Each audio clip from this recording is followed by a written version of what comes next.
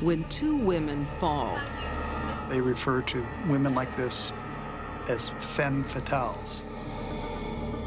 for each other and money. The self-indulgence, that's what life is about for them.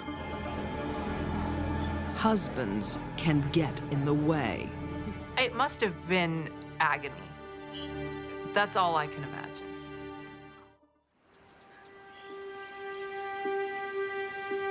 February 5th, 2002.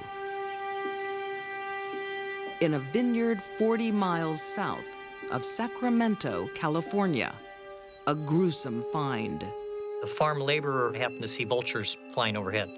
So he just went to see what the vultures were flying over. It's the body of a hotshot attorney. Well-to-do attorneys are not buried in vineyards. Las Vegas, 1995. Hi, I'm Larry McNabney. Call me. Colorful, self-promoting attorney Larry McNabney is well known in the casino city. All right, one more time. He had a yellow page ad and television commercials. Howdy. These advertisements brought in many clients. How was that? He was extremely successful financially. Hi. Larry McNabney. Nice to meet you. Nice to meet you, too.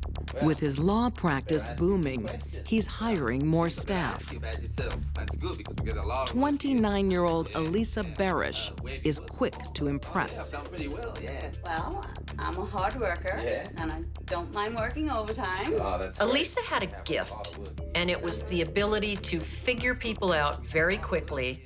She was especially skilled at this when it came to men. When can you start? Whenever suits you, Larry. Larry falls for her charm, Whenever. and he's not the first. Tomorrow. Can I call you Larry? Yeah. Thank you. Elisa is a highly successful con artist. Who was Elisa McNabney? Does anybody know? She was a woman who ultimately wound up going by about 30 different aliases and left a trail of men in her wake. Elisa is soon hard at work, stealing clients' insurance payouts. Without question, a major crime, a felony. She was compelled to offend society and society's rules. Why? Because she liked to. But it is Larry in the hot seat. Hey, guys, look, give me a little bit of time.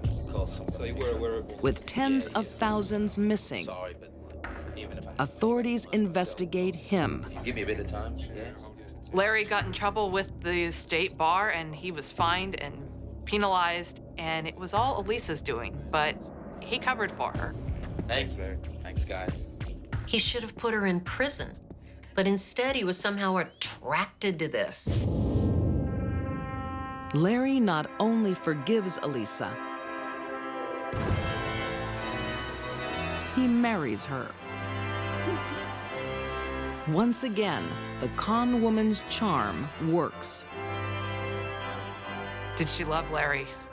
I think she loved his lifestyle. She loved being the center of attention. To escape the fraud scandal, the couple moves to Sacramento, California.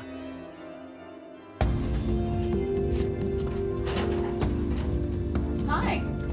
Larry opens a new law practice How are you fitting in? and incredibly, Good. again puts Elisa in charge of the accounts.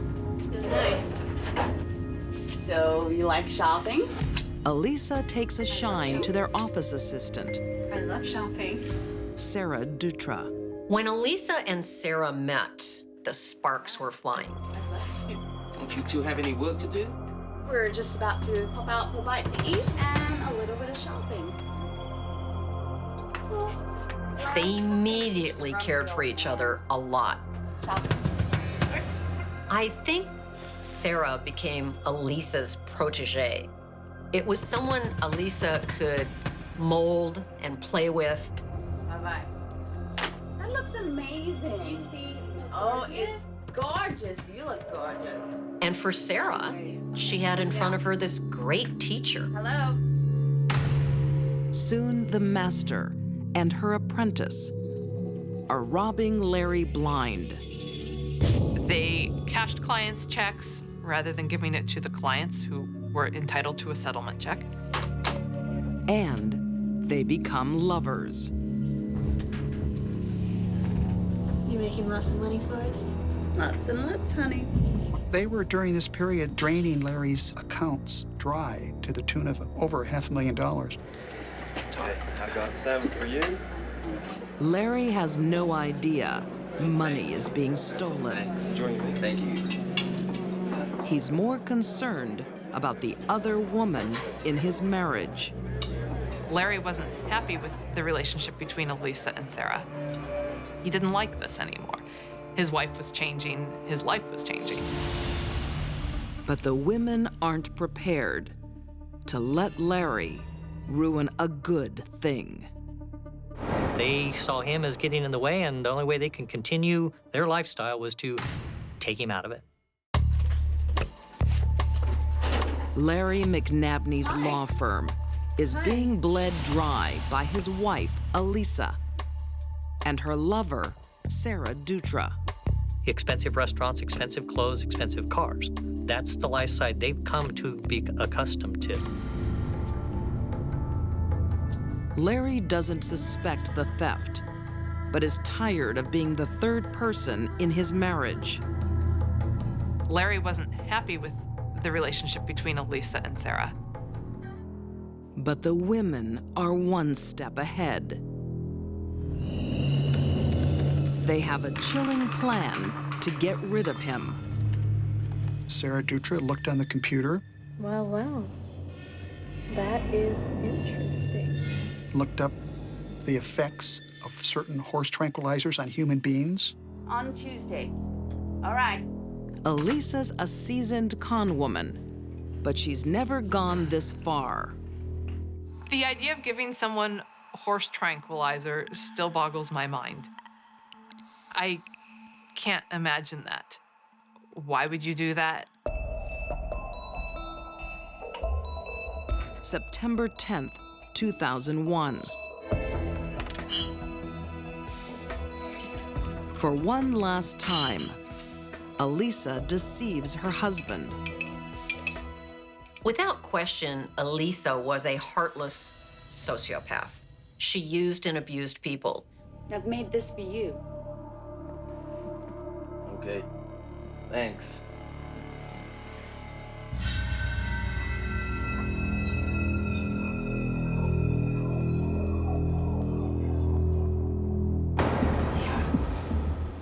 For hours, the women feed Larry more and more of the paralyzing drug. That should do it. Okay. This horse tranquilizer prevents you from moving. It's almost like going in for elective surgery and having the doctor operate on you, and you can feel everything, but you can't stop it. And this went on for 12 to 18 hours. You're not gonna get away with this. Oh, yes, we will. Larry is still alive as the women drive him to his final resting place. Can't even fathom what that would be like when you know that you're going to die. You're still mentally enough there to realize what's happening, but physically just totally incapable of responding to it. I cannot imagine a worse way to die than the way Larry McNabney died. Oh, it's hard work. Wait here. He liked wine, didn't he? Eventually, Larry succumbs and is buried in a shallow grave in a local vineyard. Yeah, that should do it. Larry was killed because he got in the way. That's why. He was getting in the way of the relationship between Sarah and Elisa. Now, For these calculating killers, Hello? it's back to business. I'm sorry Larry isn't in the office today. Yes, I've got it right here. Elisa McNabney and Nice Sarah out. Dutra Okay. are telling people, well, he joined a cult. He's in Costa Rica. He joined the Krishnas in Washington. He's off at a rehabilitation center for alcoholics. Sarah and Elisa were a toxic mixture. They continued to spend his money and to use his business to make more money for them to spend. 5 months after Larry goes missing, his body is found. They did not dig the grave very deep because his bone from his leg ended up coming out of the earth. And eventually a farm worker noticed it. Investigators began digging into the family, and they realized Elisa McNabney was not who she'd said she was. Elisa's dodgy past and her multiple aliases set off alarm bells. Sarah is arrested, but Elisa has dumped her and is on the run. The FBI and multiple law enforcement agencies, they began tracking her through Utah. They found traces of her in Oklahoma City and finally caught up to her in Florida. Almost 6 months after the murder, Elisa McNabney is arrested, Ma'am, you need to... still enjoying the good life at a Florida resort. I would not have expected a woman like Elisa to give up so easily. Maybe she was tired of running. Sarah is already in custody.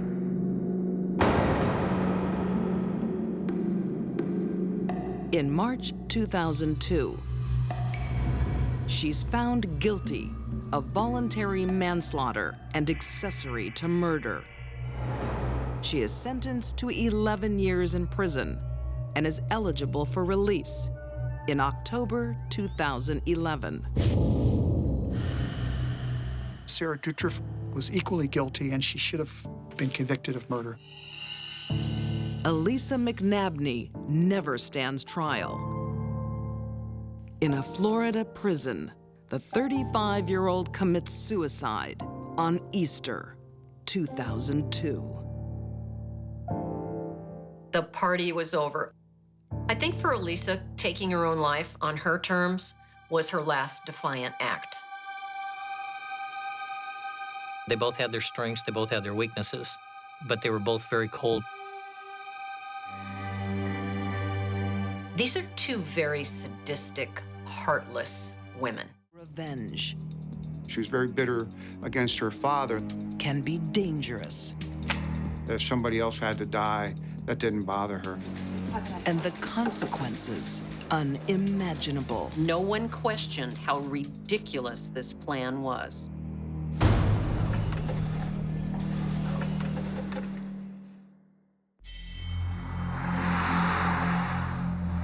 In every town, there are people living on the edge.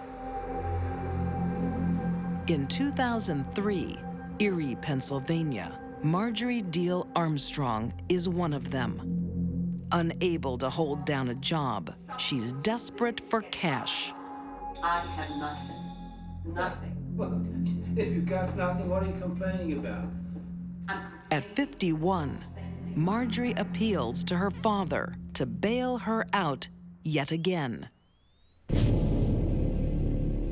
It's a far cry from her early days. She was a valedictorian of her high school class, was considered to be an intelligent person.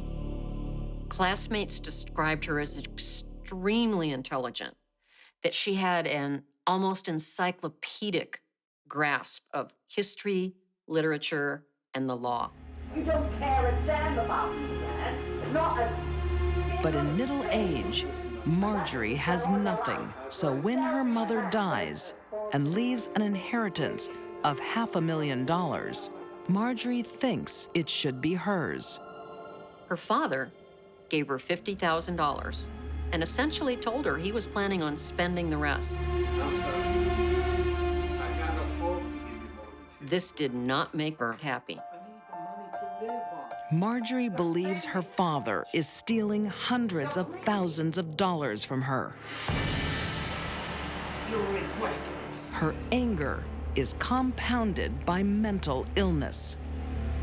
The bipolar disorder that she suffered from seemingly caused lots of problems in how she behaved and dealt with things. And again, it's one of the sad side effects of mental illness. Bipolar disorder is a very serious psychiatric condition characterized by wide mood swings, from being extremely depressed to what is known as a mania, a kind of wonderful euphoric high. Marjorie wants revenge against her father and her hands on her inheritance at any cost. Her plan was to hire a hitman to assassinate her father, and then she would be rich. So, will you do it, Ken? Yeah, I'll do it. She asks fishing buddy Ken Barnes to do her dirty work. But I'm gonna need 125 grand up front. But murder comes at a price. Okay, but I can't pay you until I get the inheritance. No way. It's money up front or it's no deal. How can an impoverished woman come up with that much cash? By coming up with another madcap scheme. She simply was not using common sense. Decided, oh, well, okay, we'll get $125,000. We'll just rob a bank. Marjorie recruits another accomplice, her former lover and science teacher, Bill Rothstein. The box fits on the collar. The collar goes on the neck, obviously. He was really intelligent in terms of how to build complicated and complex devices. That was something that he did for students in class. If we use a collar bomb, then they'll have to let him leave the bank. Their heist calls for a human bomb. They wouldn't dare shoot him or try and touch him. They'll have to know that we can blow it up if they approach him. Do you think he'll do it, Ken? And Marjorie knows just the right patsy to wear it. Speak of the devil. Oh, Brian! Hey, guys. You're gonna help us rob a bank. What? But first, I need to measure your neck. You're joking, right? Brian Wells basically lived by himself. He had cats in a small, very unassuming house, and he had worked as this pizza delivery man. What are you talking about? Brian is told the bomb will be a fake, but trusting Marjorie is dangerous. Marjorie's bipolar mania was absolutely out of control. It was controlling her life. No one was safe.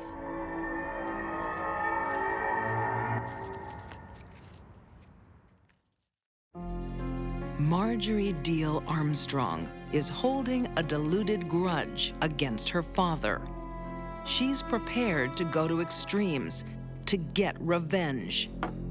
This motley crew of characters decided to hatch this plot to rob a local bank and get that money and then use it to pay for the hit on Marjorie Deal's father. It's a great plan. We'll all be rich, James. First, we get the bank. Marjorie shares her secret with her boyfriend, James Roden. You must be crazy. Please tell me you're joking. You can't go through with this. But she gets a negative response. Don't do it, or I'll... You'll what, James? You won't tell anyone, will you?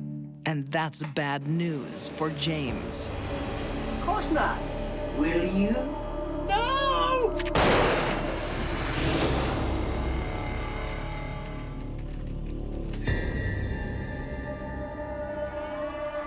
Marjorie was the type of woman people didn't say no to. She convinces Bill Rothstein, her collaborator, to help cover up the murder. Rothstein not only disposed the body in his freezer, but I understand he also had cleaned up the room where the murder had taken place. Marjorie gives him another gruesome task. Promise you'll grind him up later, though, won't you? Sure. With a lot of these people involved with this conspiracy, were easily manipulated to do things that possibly they wouldn't actually want to do. And that was one of the things with Brian Wells. Marjorie's crazy plan calls for a bank robbery to raise the money to pay for the hitman to kill her father. Next, please. The PNC Bank will be held up by a man, not with a gun, but wearing a fake collar bomb.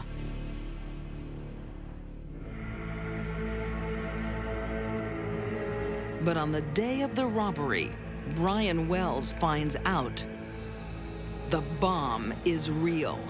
These explosives look real. They are. It's just to make sure you and everyone in the bank behaves. Right. Hey, keep still, Brian. Too much movement and that bomb will go off. Marjorie's manipulation knows no limits. Everyone in her gang is under her control. Brian's life is in her hands. We believe he was part of the conspiracy up until the time he realized that they're going to put a live bomb on him. Next, please. The plan is simple. Brian hands over a note threatening to blow up everyone unless they empty the vault. There's no way that I can get into the vault right now, sir. It's a bomb. But from the start, things don't go according to plan. The teller can't open the vault, and Brian only gets money from the till. This is all I can get you, sir.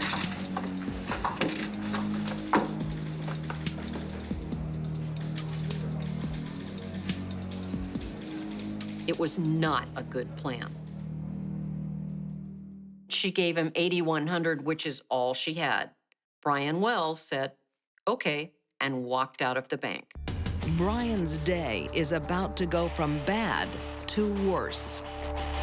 As this bank was being robbed by Brian Wells, law enforcement was across the street eating. Be careful! This thing is gonna go off! This thing around my neck is gonna go off! You hear it ticking? We heard on the scanner this report of state police had stopped somebody who had just robbed a bank, and he had a bomb. And that's when we kind of realized, I don't think this is a fake bomb. Something big is going on. This is something that's beyond the ordinary. Police soon realize the bomb is a threat to everyone. They isolate Brian and call the bomb squad. Why is it nobody's trying to get this thing off me? I don't have a lot of time. The state police, there's really not much they could have done. They weren't bomb technicians, they didn't have bomb suits, they don't know what device this is, how it's going to go off, whether it's triggered by a remote. So really, there's not a lot they could do. Just sit and wait for the bomb squad to arrive. Witnessing the whole debacle are Marjorie and her accomplice, Bill. They have no control, and neither does anyone else. Come and help me! The bomb squad will be too late. Do you hear me? It's ticking! When all of a sudden, bang. I'm not lying!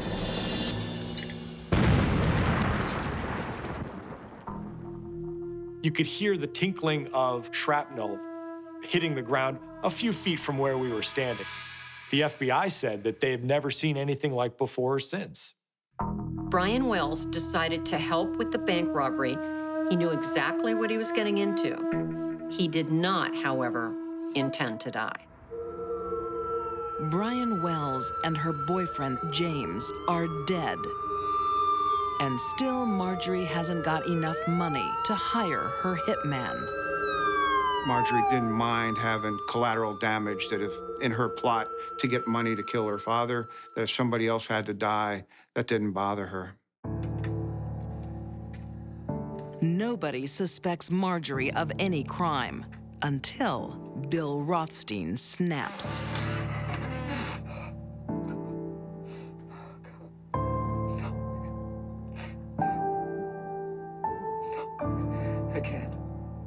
I can't do it.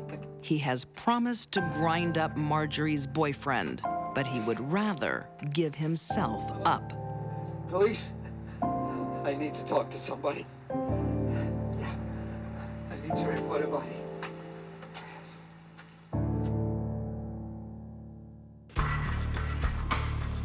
January 2005. Marjorie is initially convicted of her boyfriend's murder.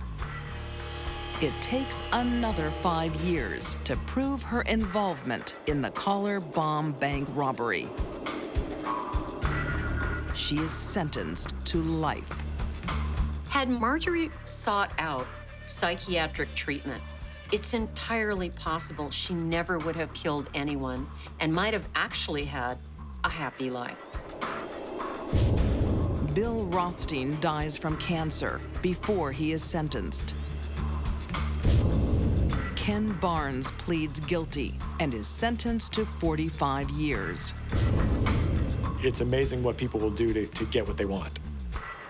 To this day, Marjorie claims her bipolar condition makes her not responsible. The vast majority of people with bipolar disorder, whether treated or not, never, ever would kill another person and never do kill anyone. That isn't what happened here.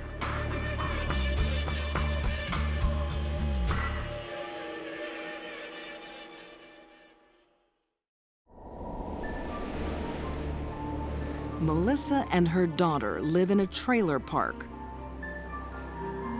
A regular playmate is 8-year-old Sandra Cantu. But instead of encouraging the friendship with her daughter, Melissa is jealous. Sandra, it's time to go home. Melissa had to be the center of attention. Melissa struggled to share a relationship that involved 3 people. She needed to be in a relationship that she can manipulate.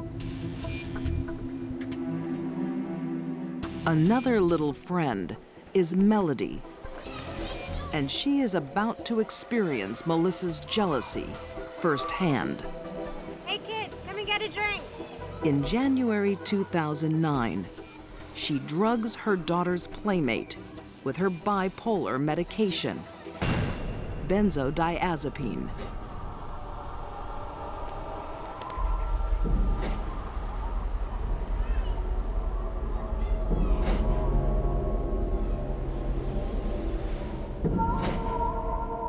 When Melissa brings her home later, Melody is acting strangely. How dare you take my child out of the park? She told me she had permission. Very much doubt that. Melody started exhibiting some lethargic behaviors Stay away from my daughter. and lost control of her body. And so Melody's mom became concerned, rushed her to the hospital. Little Melody is okay once the benzodiazepine wears off. Her mom tells police she believes Melody has been drugged. But the Sunday school teacher convinces them she's done nothing wrong. I think that just on a superficial level, the detectives decided to trust Melissa. But they shouldn't.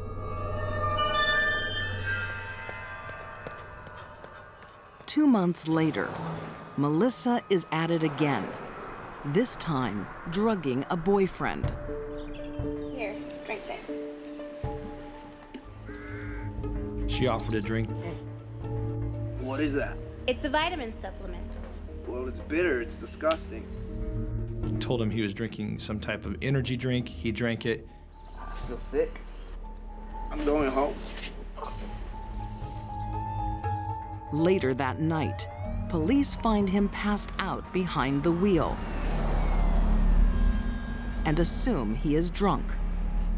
He gets arrested, his blood's taken, so those samples are submitted and come back with nothing in them. She gave each of those people small doses of her own medication just to see the effect it would have on them. She was testing for the big day. Over 2 months, Melissa secretly sedates 2 innocent people. And there will be a 3rd victim.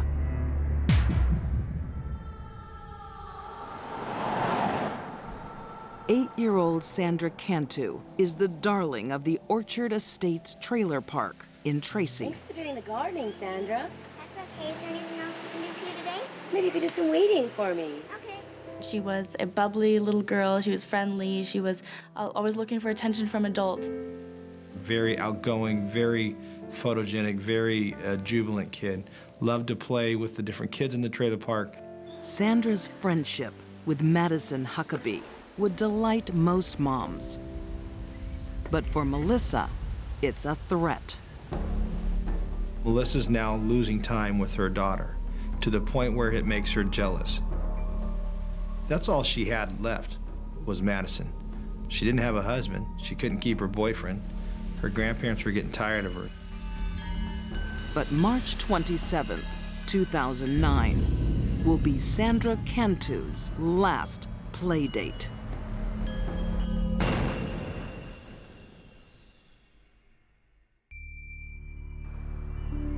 Sunday school teacher Melissa Huckabee is hiding a dark secret. She suffers from bipolar disorder and is insanely possessive of her daughter, Madison. She sees her 8-year-old playmate, Sandra Cantu, as a threat. Hey, Sandra. Hi. Do you want to come down to the church with me? Melissa lures Sandra into her car. Sandra's last seen walking on the video surveillance camera. And takes her to a place where the whole community feels safe. Her grandfather's church. Again, she uses her prescription medicine. Sandra Cantu first was drugged by Melissa Huckabee with a sedative that would have put most adults to sleep. Sandra. This is not a crime of passion. This is something Melissa had been planning for quite a while. This was something that had been in her heart and her mind probably for over a decade. She drives Sandra's body to a murky irrigation pond. Where she dumps her, pushes the suitcase into the water.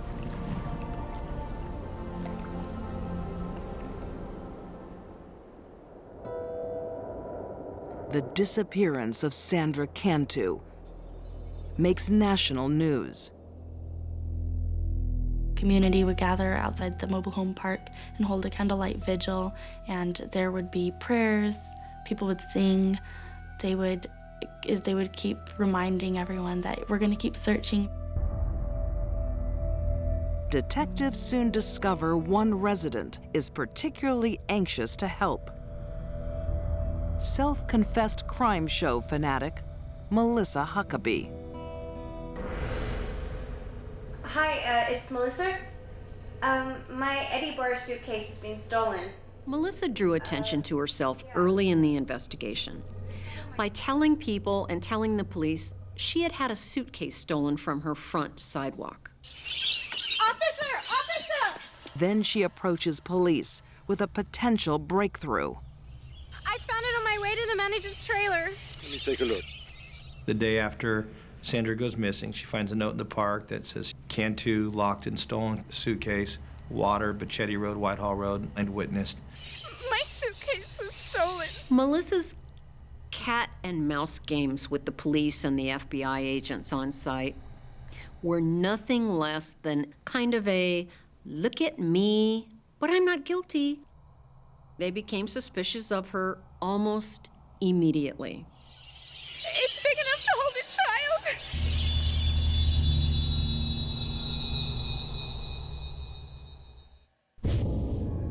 The police retest the blood samples taken months earlier from Melody and Daniel Plowman.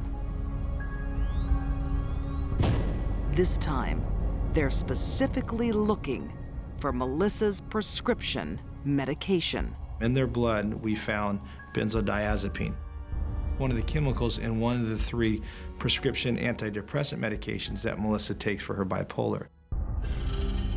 She was testing the dosing. How much of her bipolar medication would she have to give someone? It was all working up to the moment when she would drug Sandra Cantu.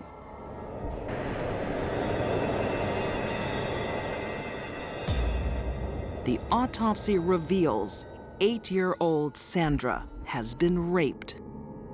The sexual assault did not occur by a male's penis. A search of Melissa's church reveals a blood-stained rolling pin. We found Sandra's DNA on both ends of the rolling pin.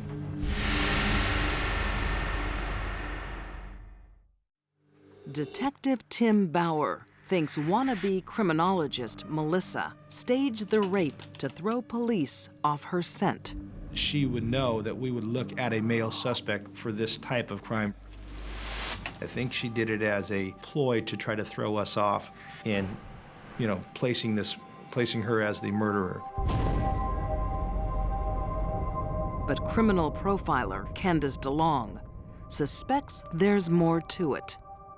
I think Melissa Huckabee had a long-standing desire.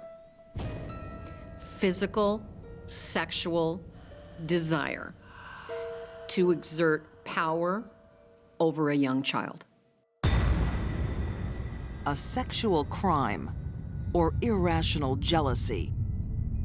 Only Melissa knows. But she never tells. She agrees to plead guilty to murder if the prosecutors drop the rape charge. Melissa escaped the death penalty and escaped a trial, and that a little girl who was found to be raped, there was no justice for that part of the crime. She is nothing more or less than a rapist. In 2010, Melissa is sentenced to life with no chance of parole. There was no lesson learned here. It was just a total betrayal of trust. You really can't see it coming. What's rare about her is that she's a woman and she was not acting in concert with a man. And that makes Melissa a very deadly woman.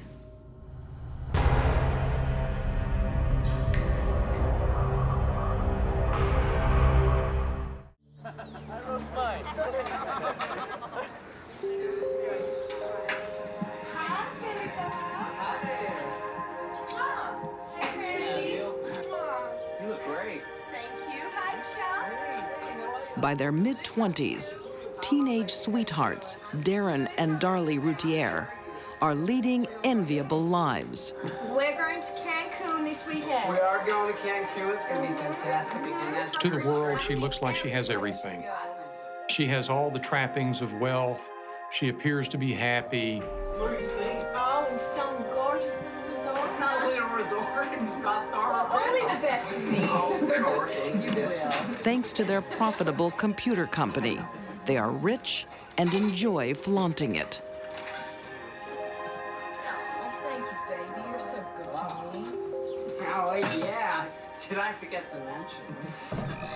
Darren is in awe of his wife and of her expensive, man-made enhancements. It's worth every cent, let me tell you. She was quite buxom, and Darren just loved that about her. I'm pretty happy with him. He would say, "Isn't Darlie beautiful?" And he would even mention her breasts to them. It's great. You look so beautiful. It smacks of me, look at me. It was overdone. And yet for her, it seemed okay.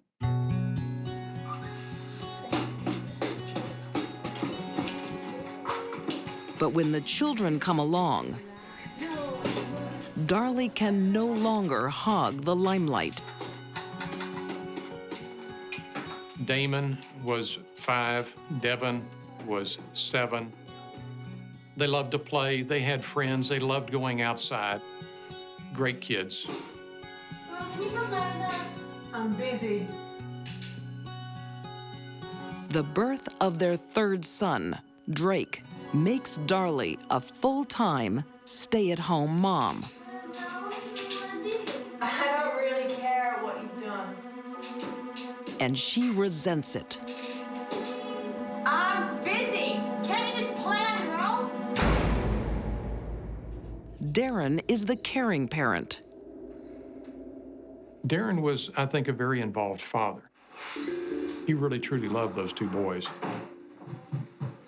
Hello, my little Mr. Spider-Bite. Here, how you doing? The more attention Darren gives the boys, the more resentful Darlie becomes. Playing with the toys. Hey, Mom. What's the matter with you? Well, you go and say hello to the boys first. What's the matter with you? I think Darlie had a certain amount of jealousy that Darren paid more attention to the boys than he did to her. All right. I've been stuck here in this house all day with these boys screaming and whining at me. Which, baby, they're just playing. I'm going to get some peace. Baby, I was working today. What do you want me to do? She always was trying to portray this happy face. I love being a mother. We have the perfect life. When just the opposite was true. There were a lot of problems behind the scenes with them. And then her life gets worse. Darlie, honey, what's this? I don't know. What is it? It's something you bought. It's something we can't afford. You know. The Routier's business is no longer booming. You just keep spending money like it's water. Well, you know I need nice things. Their lavish lifestyle is slipping away. There was just a lot of strain. The Jaguar was broken. He was having to take her car. She was left alone with the children at home. There was a lot of stress at that time. I just long for the day when we had no obligations. When Darlie looks for someone to blame for her predicament, she doesn't look far. She had some postpartum depression after Drake, the youngest, was born. Postpartum depression is a very, very real thing. And in her mind, which isn't right, the depression is being caused by the babies. Darlie is trying to find a way out.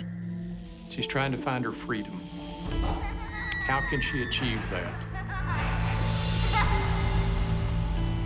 In her mind, there is only one way. Baby, I'm sorry about before. Yeah, well, I'm just sick of not being able to spend our money.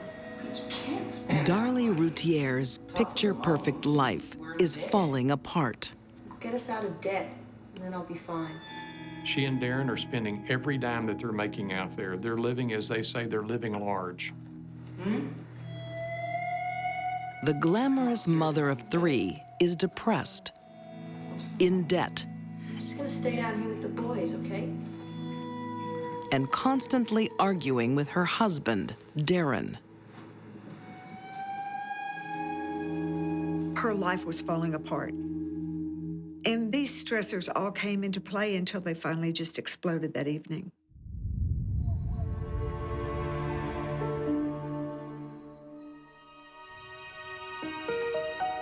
"2 a.m., June 6th, 1996. Darlie is sleeping in the family room with her 2 eldest sons. The 2 boys are laying on the carpet near her. They're probably fallen asleep at this point. It's late at night. Darren is upstairs with baby Drake.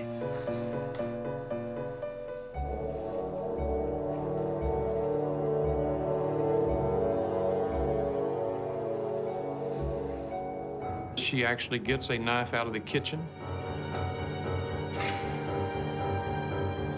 She approaches the boys.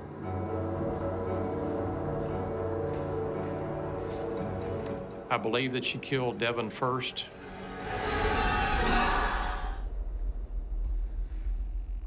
Darlie now tries to protect herself from suspicion. Darlie went into the kitchen, she took that knife, and she slit her own throat. Dolly was trying to create everybody's biggest fear, the big, bad boogeyman who comes and kills your children, or you, or both. Devin! Devin! Call 911! That was one of the strangest 911 calls I've ever heard. Someone just came into my house and stabbed. One of her children, Damon, is still breathing. He is. He dropped the knife and I picked it up. And yet in that call, she makes no mention of him, but she starts to talk about possible forensic evidence, fingerprint evidence that may be found out there. And if I hadn't done that, he could have got Prince. When people are calling information into the police, they tend to not reveal anything more on the phone than get over here as quickly as you can. Come quickly.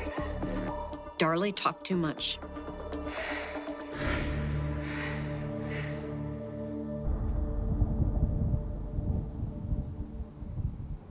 The brutal and senseless murders shock the Rowlett community. So too does the bizarre performance Darlie stages for the media just 1 week after the murders. One of the boys would have turned 7 the following week, and so she decided to have a birthday party at the cemetery where the boys were buried. How could a mother, a week after the murders themselves, how could she be out there smiling, laughing, and shooting silly string? She was dressed inappropriately, and yet, for her, that was okay. It makes it kind of easy to understand, perhaps, why she killed her children.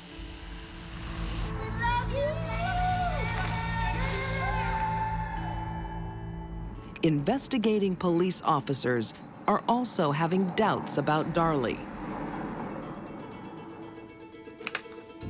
David Neighbors is the commander of the crime scene unit. Things just didn't add up. We were there for 13 days, and as we collected evidence, it wasn't matching her story. Investigators soon conclude the home invasion is a staged event. In all of my career as a prosecutor, I had never seen a burglar take the time to make a perfect T-cut in a screen such as this one.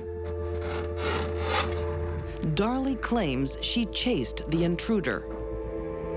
I'm told that Darlie has run through the kitchen barefoot. There's broken glass on the floor of that kitchen, and yet she has no cuts to the bottom of her feet. The murder weapon is one of Routier's own knives.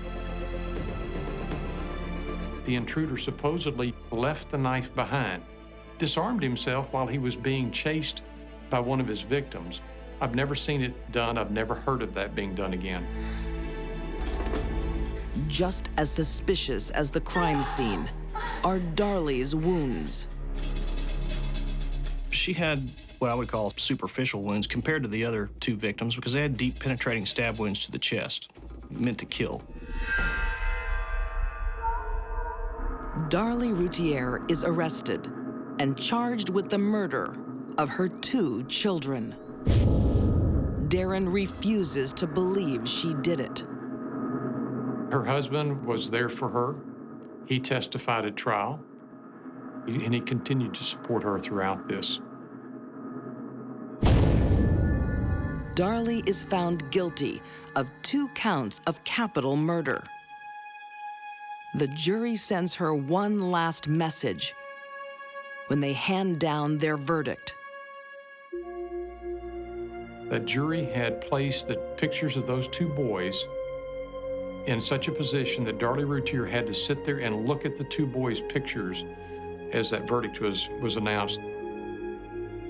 Darlie lives on death row, awaiting her execution. How can you wake up one day and kill both your kids? I don't know how you can do that.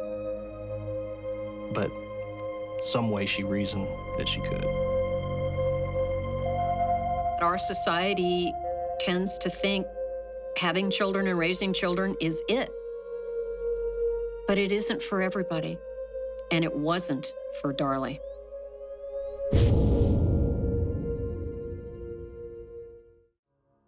I've earned my tier. You man enough? Baby, you know I'm man enough. Okay, well, prove it. Power can do strange things. On her neck was tattooed Queen. So you're gonna go back out there and you're gonna whack someone. I mean, clearly she was the leader. Make people crave control.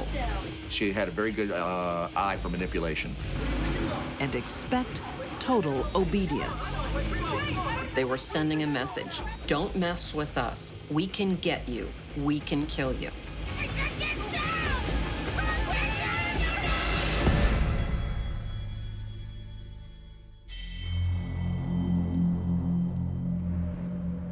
(1998), the military town of Fayetteville, North Carolina.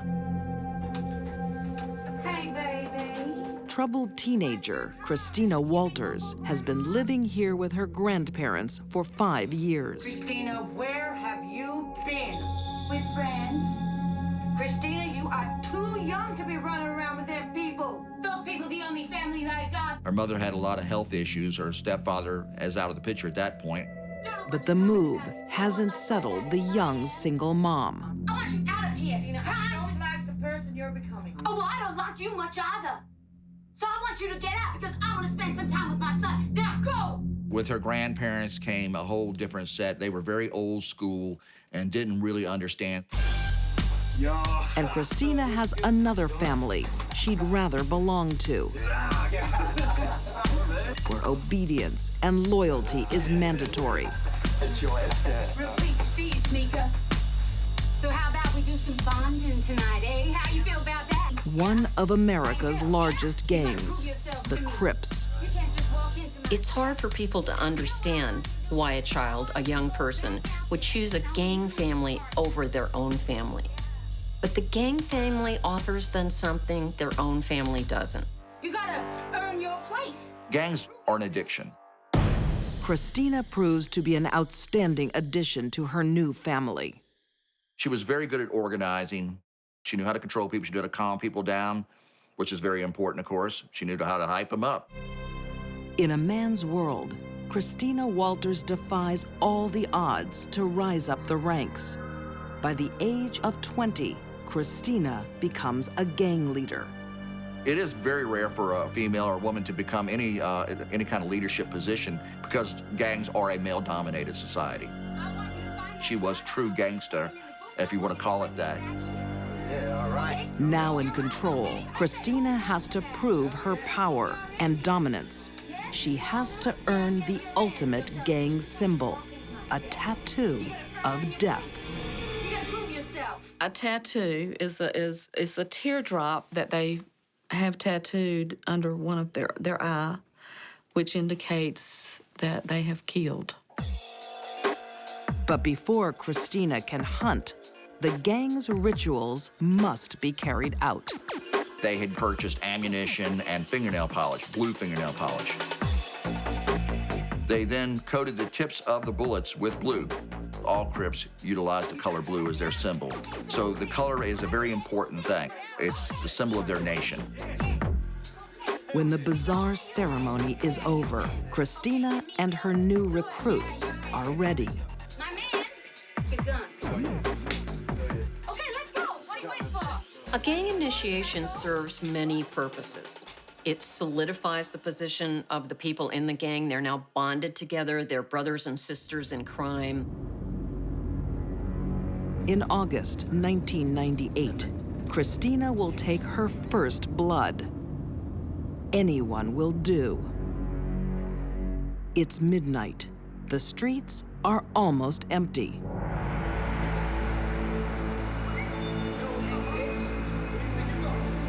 Then they spot store manager Deborah Cheeseborough.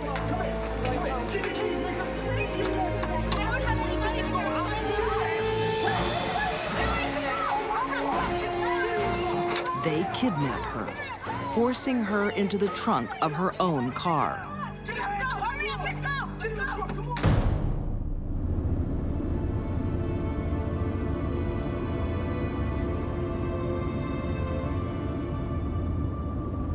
Trapped and terrified, Deborah awaits her fate.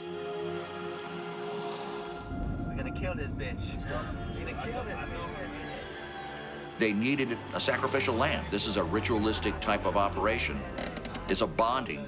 And so, as they say, they could.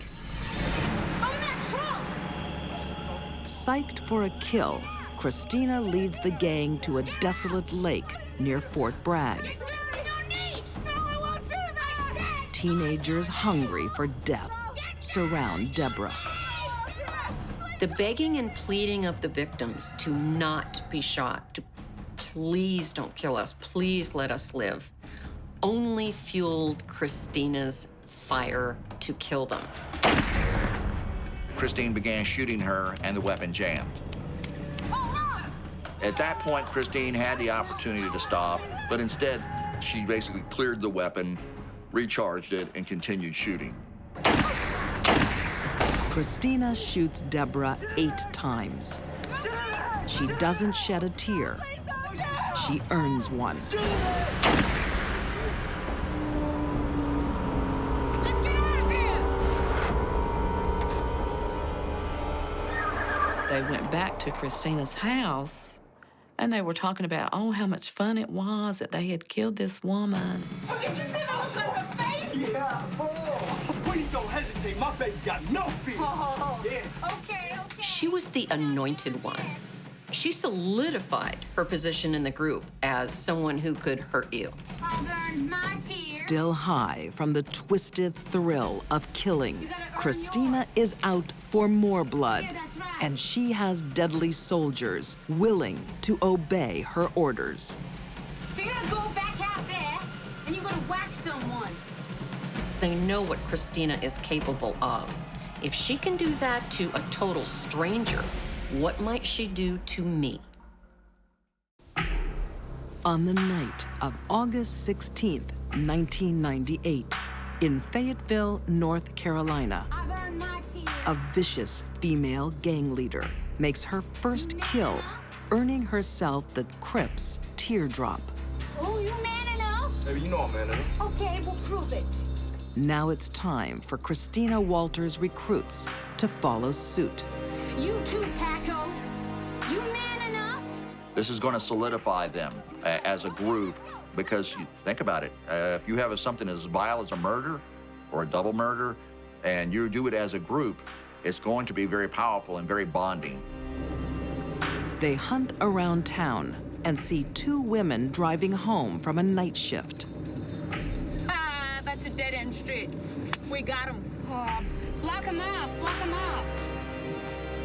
When Tracy Lambert and Susan Moore turn, their car is cut off. And the girls have gotten out of the car to see what's going on. What the hell? Okay, let's go. We got him. Yo, guys, you're blocking us in. What the hell? Move your shit back.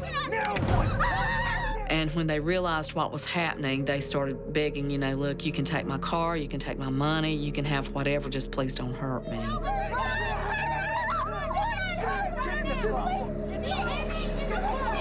And of course, they were forced into the trunk at that point, at that location. The women are taken on a 20-minute drive to the outskirts of town. They took the females out of the trunk of the vehicle. The whole time they're begging for their lives, please don't shoot me, please don't kill me, please don't shoot me, please don't kill me. Shut up! You're gonna do this! Sit back there! Get back there! Shut up! Shut up! Shut up! Stand there! On your knees, bitch! Sit there! On your knees, bitch! Gang member Eric Queen shows no mercy.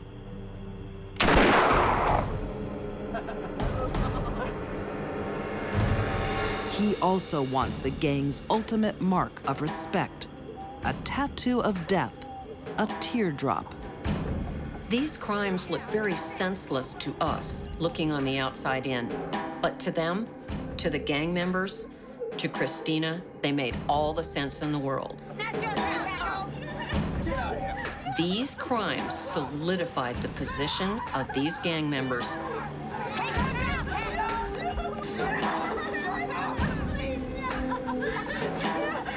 Then, under the watchful eye of his leader, Francisco Tirado raises a gun to Susan Moore.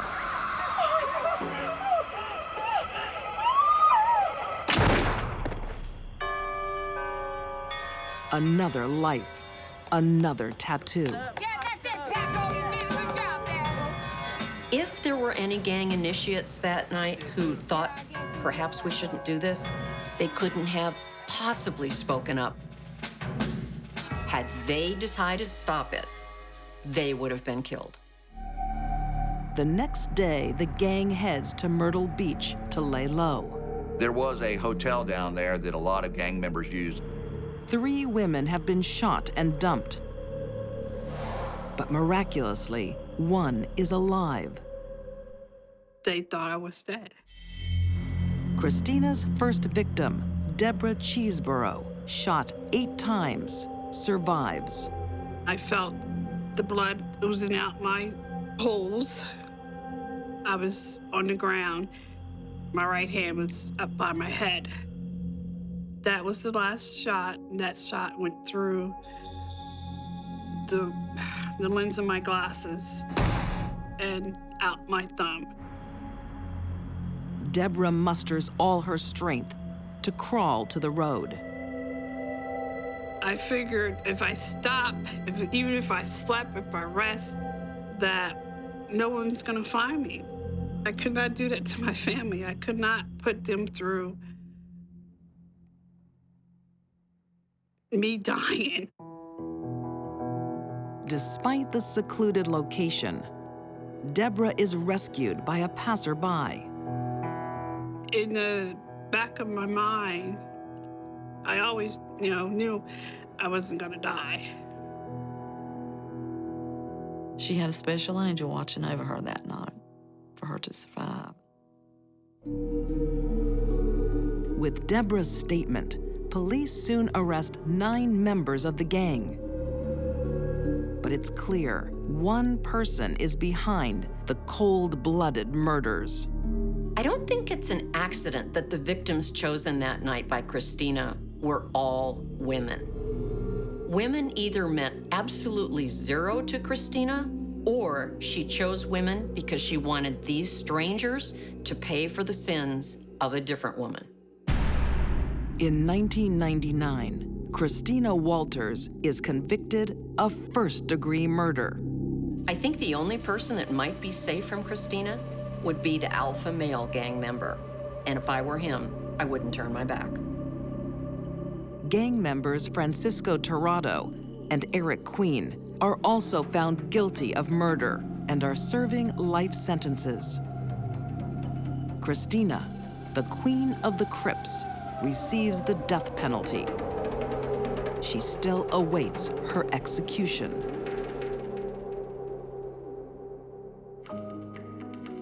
And Deborah Cheeseborough still waits for justice. She had planned on being there for me to be executed. I would like to be at her execution. If not for me, for Susan and Tracy, she needs to be executed.